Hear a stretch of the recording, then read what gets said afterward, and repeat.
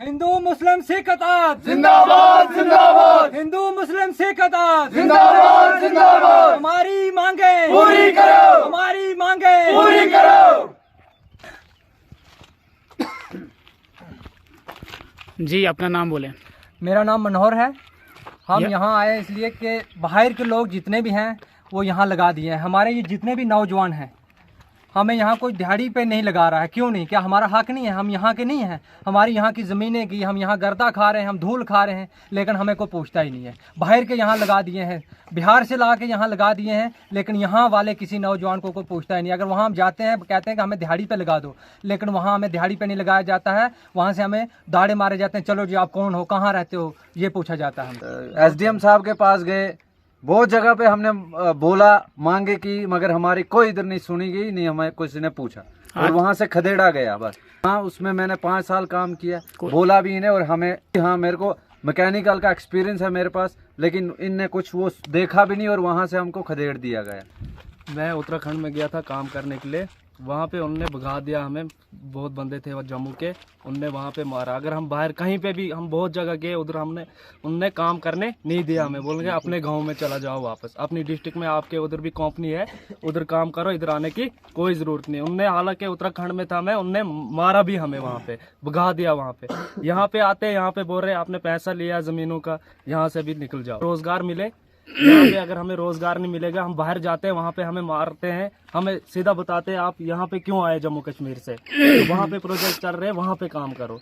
और यहाँ पे हमें कोई सीधा देखता नहीं है, बोलते हैं यही आप यहाँ पे काम नहीं कर सकते हो। यहाँ पर आज ये हमारे नौजवान, हमारे साथी, हमारे जितने भी यहाँ पे बेरोजगार जो नौजवान हैं या हमारे जो साथी हैं, उनकी ये डिमांड है। यहाँ पे SRM कंपनी के नाम से कंपनी आई है। यहाँ पर जो ये लोग, ये नौजवान जो इकट्ठे हुए हैं, इनको जब बाहर किसी भी इलाके में जाकर जिस वक्त ये अपना रोजगार की बात करते हैं और वहाँ पे इनको पिटाई की जाती है कि आप उस इलाके से यहाँ पे क्यों आए। बड़े दुख की बात है, हिंदुस्तान हमारा है, लेकिन अगर वो बाहर के आदमी यहाँ पे आए हैं तो वो भी यहाँ पे नौकरी ना करें।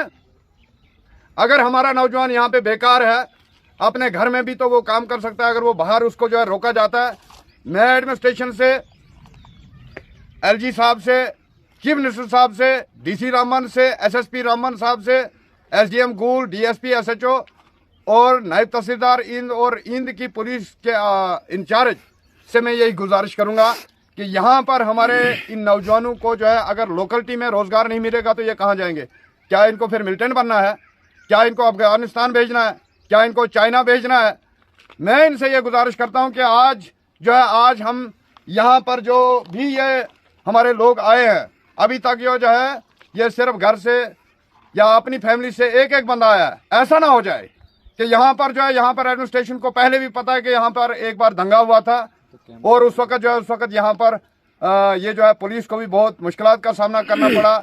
SDM साहब को जो है यहाँ पे रोका गया था।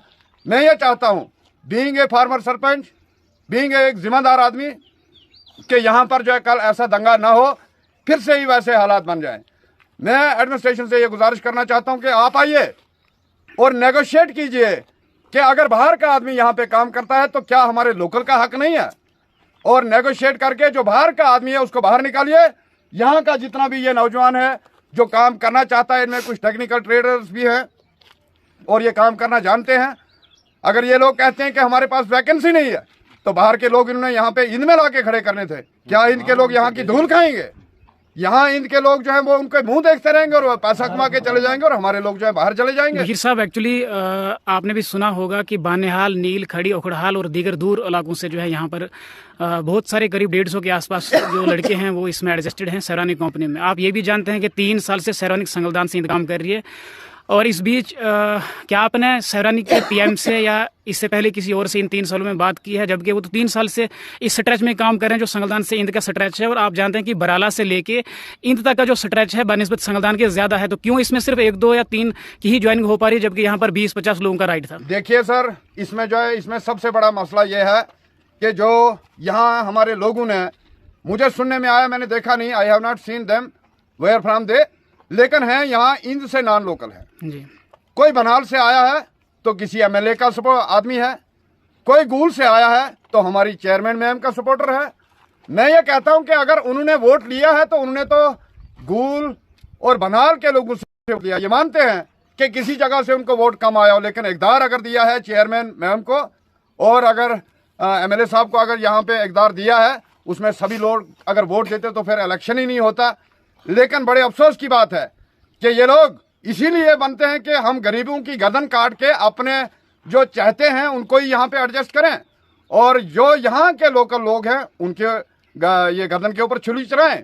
हम छुरी नहीं चलने देंगे। जिसको यहाँ पे आना होगा हमें और हमारे लोगों को अरेस्ट करके ले जाए, और फिर जो है हमारे बाल बच्चे जितने भी यहाँ उनको पालने का जिम्मा ले ले।